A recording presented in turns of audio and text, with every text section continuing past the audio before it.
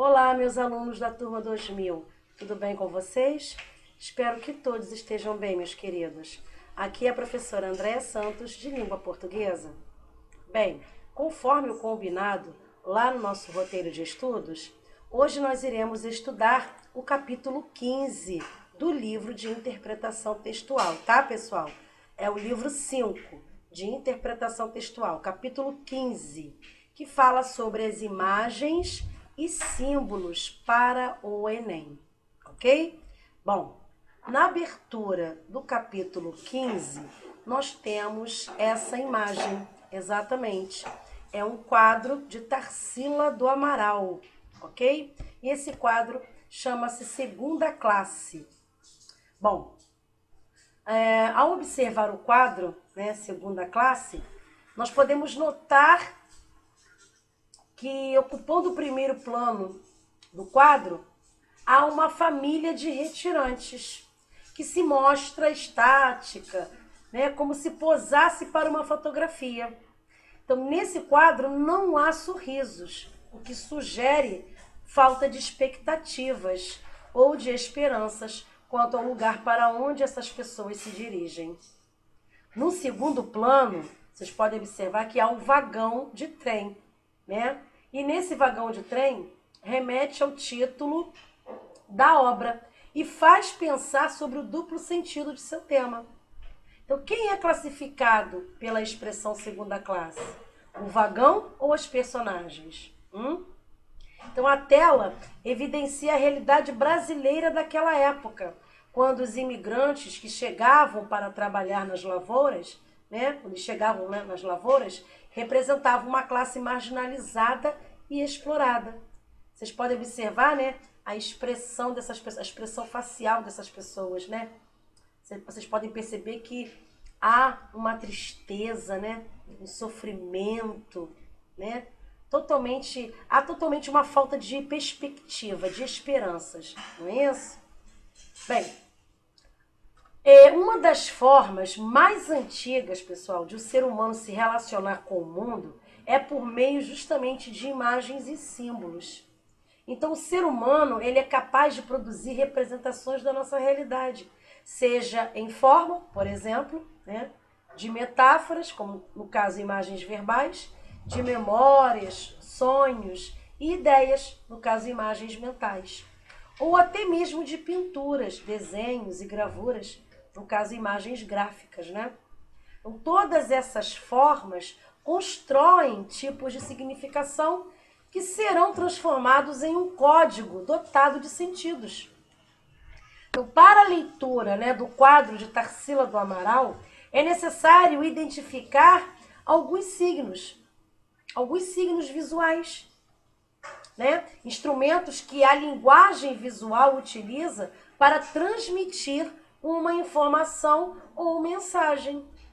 A interpretação dessa obra vai depender do conhecimento de mundo do leitor. Bem, os signos visuais, eles podem assumir basicamente 3 categorias diferentes de acordo com o seu significado. São eles: ícones, índices e símbolos. Então, eu vou falar sobre cada um deles agora, ok? Vamos lá? Bom, o que são ícones?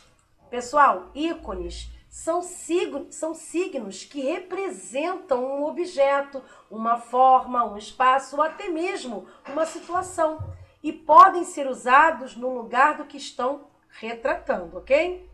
Então, o ícone, ele é caracterizado das artes, o ícone, ele é característico das artes plásticas e dos meios de comunicação de massa também.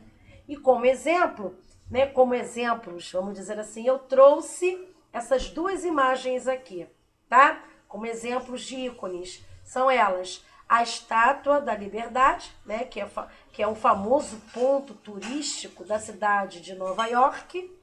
E desse lado nós temos também, né, a Estátua do Cristo Redentor, que também é um famoso ponto turístico da cidade do Rio de Janeiro. Ok? Então, aqui eu tenho 2 exemplos de ícones. Ok, pessoal? Vamos falar agora sobre índices. O que são índices? Índices são signos visuais que têm origem em formas ou situações naturais ou casuais. Então, por meio do acúmulo de experiências, devido à ocorrência sucessiva de situações idênticas, né, adquirem significado, né? Então, é por meio desse acúmulo de experiências, devido a essa ocorrência, que nós vamos adquirir significado, ok? Que vai se adquirir o significado, melhor dizendo. Então, eu trouxe aqui como exemplo, né, uma nuvem em forma de cone, né, que indica a ocorrência o quê? De um tornado. Então, aqui eu tenho algo que vai acontecer, já dá para entender, né, sobre essa imagem que está se formando o quê? Um tornado. Então, aqui eu tenho um índice. É um caso, é um exemplo de índice, ok? Vamos falar agora sobre símbolos. Exatamente, o que são símbolos? Símbolos são signos visuais que vão designar um objeto de maneira totalmente livre, independentemente de semelhanças ou até mesmo de uma ligação direta com ele. Então, o significado é estabelecido por meio de normas e também de convenções. E para serem entendidos, eles necessitam de uma prévia explicação. Então, eu trouxe aqui como exemplo, né, o símbolo universal da reciclagem. Exatamente, é em forma de um triângulo, né? E é formado por 3 setas que representam os ciclos de produção, de utilização e de reutilização de um produto, ok? Outro exemplo de símbolo, né, eu trouxe aqui a bandeira do Brasil. É comumente atribuído, né, que o verde representa o quê? As florestas. O amarelo representa o quê? As riquezas, não é isso? O azul representa o céu. E as estrelas representam os estados e o Distrito Federal. Ok, pessoal? Então, eu tenho aqui mais um exemplo de símbolo. Bem, dando continuidade, né, a esse estudo, eu não posso deixar de tocar também, de falar sobre esse assunto. Vamos lá? Além de conhecer, tá, e identificar esses signos, é necessário, pessoal, desenvolver também a capacidade de abstrair e de associar, tá? Então, para tal, é importante recorrermos aos contextos social, histórico e artístico também, tá? Devemos, portanto, aliar o conhecimento de mundo à compreensão desse signo. A apreensão do conteúdo pode, muitas vezes, não ser suficiente para a interpretação, ok? Bem, aqui eu tenho uma gravura, né? E essa gravura, né, ela se chama O Sonho da Razão Produz Monstros. Ela faz parte da série intitulada, chamada Caprichos, do pintor espanhol Francisco de Goya, né, composta em 1798. Bem, vamos analisar aqui essa gravura. No primeiro plano, observem bem, no primeiro plano, percebemos um homem, que no caso é o próprio Goya, né, adormecido, né, de maneira pouco confortável, tá, sobre sua escrivaninha. O tronco, voltado para o espectador, né, indica uma posição incômoda, de transição do estado de vigília para o estado de sono, ok? A cabeça, né, pousada de maneira desajeitada aqui, como que escondida, né, entre os braços, mostra o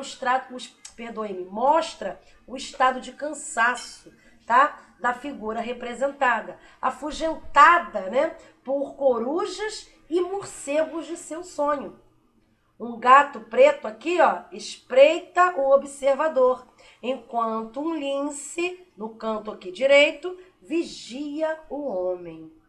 Então, essa descrição, no entanto, não basta para completar a significação dessa obra. É necessário recorrer aos signos presentes, que no caso são simbólicos. O homem, né, de roupas claras, está envolto em uma luz, né, comumente associada à sabedoria. A coruja possui um papel ambíguo, né, aqui na gravura, por conotar sabedoria e, ao mesmo tempo, espantar, né, o sonhador. No canto esquerdo, uma delas parece atiçar o homem. Não sei se vocês estão percebendo aqui, dá para ver? Parece que está atiçando o homem, né, com uma pena. É um objeto semelhante, né, a uma pena, evidenciando que a razão, né, quando dorme, produz monstros. Já o morcego e o gato preto, por sua vez, vamos ver aqui, o morcego e o gato preto, por sua vez, geralmente são associados ao que não se conhece, né, ao mistério. O gato, na época de Goya, era símbolo da estupidez e da ignorância, ou do próprio diabo. Esses monstros igualmente perturbam o artista enquanto ele está com a sua razão adormecida. Nós podemos notar, né, que o lince, animal que enxerga muito bem, mesmo no escuro, encontra-se em estado de vigília. Esse animal pode simbolizar na gravura a razão, a inteligência, né, mesmo no sonho, ok?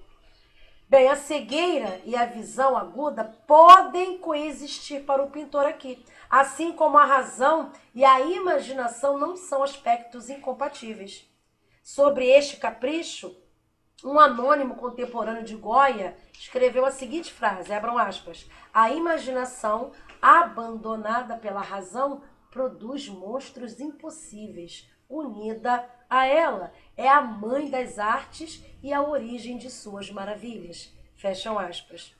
Bem, para compreender melhor essa obra, é necessário identificar também aspectos ligados ao contexto, ao contexto de produção de Goya, a Europa dos anos de 1790, sob a influência do iluminismo, movimento que se caracterizou pela visão racional do mundo, né, dissociada das crendices e dos mitos da Idade Média.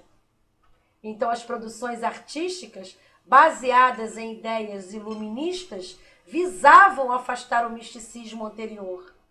Em suas obras, principalmente no conjunto de gravuras Caprichos, o artista ele destaca que as superstições, né, e as fantasias, quando conhecidas e esclarecidas, é claro, podem ser compreendidas e deixar de ocasionar medo. Então, a compreensão dos sentidos envolvidos nas imagens e símbolos é essencial para o entendimento das obras artísticas, pois podem refletir não somente o estilo do artista que as produziu, mas também a sociedade ali representada.